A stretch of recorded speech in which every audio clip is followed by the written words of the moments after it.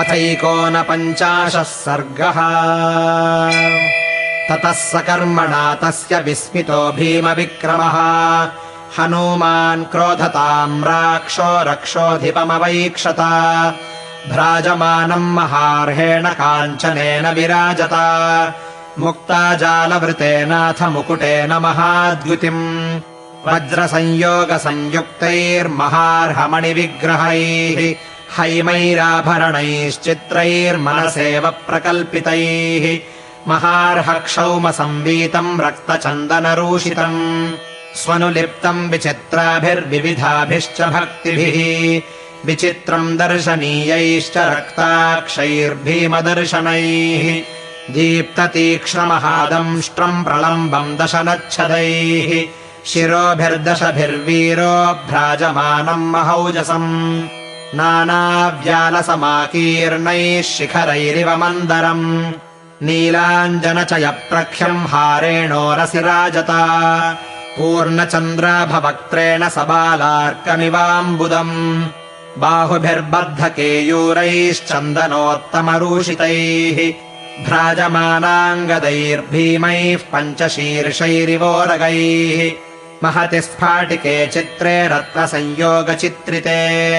उत्तमास्तरणास्तीर्णे सूपविष्टम्बरासने अलङ्कृताभिरत्यर्थम् प्रमदाभिः समन्ततः वालव्यजनहस्ताभिरारात् समुपसेवितम् दुर्धरेण प्रहस्तेन महापार्श्वेन रक्षसा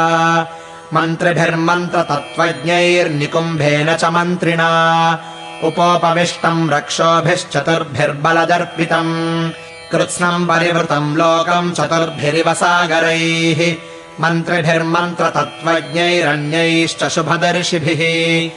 आश्वास्यमानम् सचिवैः सुरैरिव सुरेश्वरम् अपश्यद्राक्षसपतिम् हनूमानतितेजसम् वेष्टितम् मेरुशिखरे सतोऽयमिवतो यदम् सतैः सम्पीड्यमानोऽपि रक्षोभिर्भीमविक्रमैः विस्मयम् परमम् गत्वा रक्षोऽधिपमवैक्षत भ्राजमानम् ततो दृष्ट्वा हनुमान् राक्षसेश्वरम् मनसा चिन्तयामास तेजसा तस्य मोहितः अहो रूपमहो धैर्यमहो सत्त्वमहोद्युतिः अहो राक्षसराजस्य सर्वलक्षणयुक्तता यद्यधर्मो न बलवान् स्यादयम् राक्षसेश्वरः स्यादयम् सुरलोकस्य सशक्रस्यापि रक्षिता अस्य क्रूरैर्नृशंसैश्च कर्मभिर्लोककुत्सितैः सर्वे बिभ्यति खल्वस्माल्लोकाः सामरदानवाः अयम् ह्युत्सहते क्रुद्धः कर्तुमेकार्णवम् जगत् इति चिन्ताम् बहुविधामकरोन्मतिमान् कपिः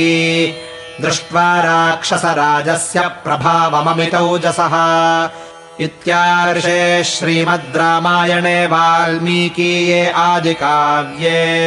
सुन्दरकाण्डे 49 सर्गः।